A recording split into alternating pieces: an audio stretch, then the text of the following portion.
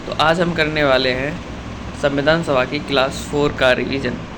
आज हम जानते हैं इसमें हमने क्या क्या पढ़ रखा है और क्या क्या पढ़ने वाले हैं। तो संविधान सभा में देखो, जो हमने सबसे पहले जाना कि मांग कैसे उठी संविधान सभा की। मांग उठने के बाद द्वितीय विश्व युद्ध के कारण अगस्त प्रस्ताव लाया गया, क्रिप्स मिशन लाया गया और संविधान सभा के गठन के लिए कैबिनेट मिशन भी लाया गया।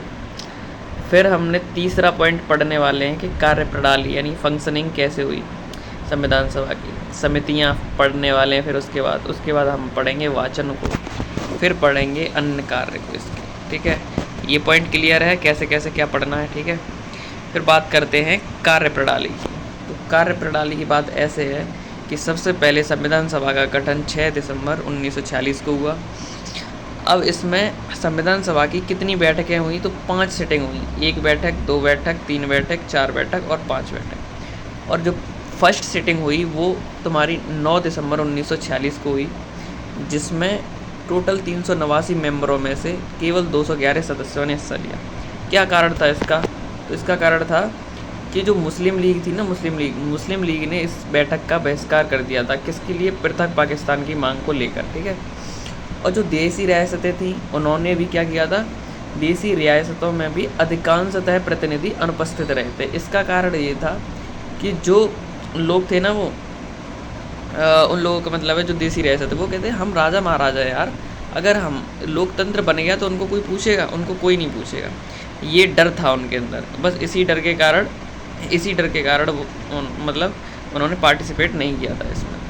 फिर जब फर्स्ट सिटिंग हो गई, फर्स्ट सिटिंग 9 दिसंबर 1940 को हुई थी। फर्स्ट सिटिंग में क्या हुआ था, जो मतलब फर्स्ट सिटिंग में जो अस्थायी अध्यक्ष थे वो डॉक्टर राजेंद्र प्रसाद को, वो क्या कहते हैं, सच्चिदानंद सिन्हा को बनाया गया था। इसके बारे में अभी डिटेल बताएंगे हम। ठीक है, ऐसे ही सेकंड बैठक हुई थी 10 दिसंबर को। थर्ड बैठक हुई थी, जो थर्ड बैठक हुई थी 11 दिसंबर को। तब जो स्थायी अध्यक्ष बने थे वो डॉक्टर राजेंद्र प्रसाद बने थे और उपाध्यक्ष HC मुखर्जी बने थे और संवैधानिक सलाहकार कौन थे? VN राव। ठीक है, और जो 5वीं बैठक थी 13 दिसंबर की, उसको जवाहरलाल नेहरू ने क्या किया था, उद्देश्य प्रस्ताव लेकर आए थे।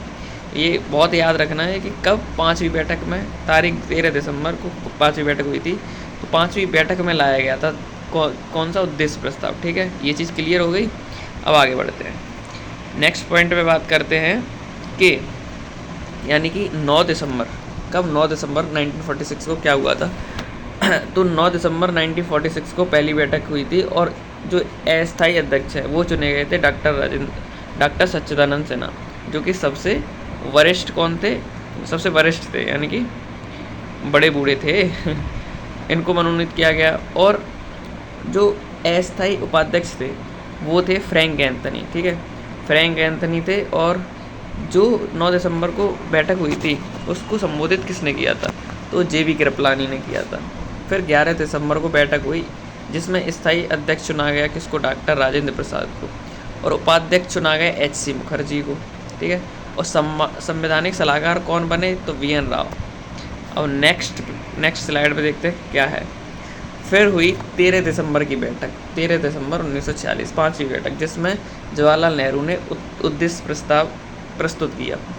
तो ये उद्देश्य प्रस्ताव जो है इसको इन्होंने कब प्रस्तुत किया? तो प्रस्तुत किया इन्होंने 13 दिसंबर 1946 को। इसको स्वीकृति कब मिली? तो 22 जनवरी 1947 को इसको स्वीकृति मिली। इसमें क्या लिखा था? तो पहली बात इसमें लिखी थी कि अल्पसंख्यकों के हितों की रक्षा की जाएगी। दूसरा पॉइंट लिखा था भारत के सभी नागरिकों को स्वतंत्रता की गारंटी दी जाएगी। तीसरा, अभिव्यक्ति, विचार, विश्वास, धर्म, उपासना, इन सब की गारंटी दी जाएगी। ये इसमें लिखा था। नेक्स्ट स्लाइड पे देखना क्या लिखा है कि भारत के सभी नागरिकों को न्याय, चाहे वो सामाजिक हो, आर्थिक हो या फिर राजनीतिक हो, और अनुसूचित जाति, SC व अनुसूचित जनजाति के हितों की रक्षा की जाएगी। ये भी इसमें प्रावधान था। और मानव कल्याण व शांति के लिए भारत का स्थान सुनिश्चित किया जाएगा। ठीक है, विश्व शांति में भारत का स्थान सुनिश्चित किया जाएगा, ये बात भी लिखी थी। और इसमें लिखा था कि भारत की गौरवशाली परंपरा और प्रतिष्ठा, प्राचीन सभ्यता, उसका उचित स्थान दिलाया जाएगा। तो ये सारी चीज़ इसमें थी। ये रिवीजन क्लास थी। ठीक है। क्लियर।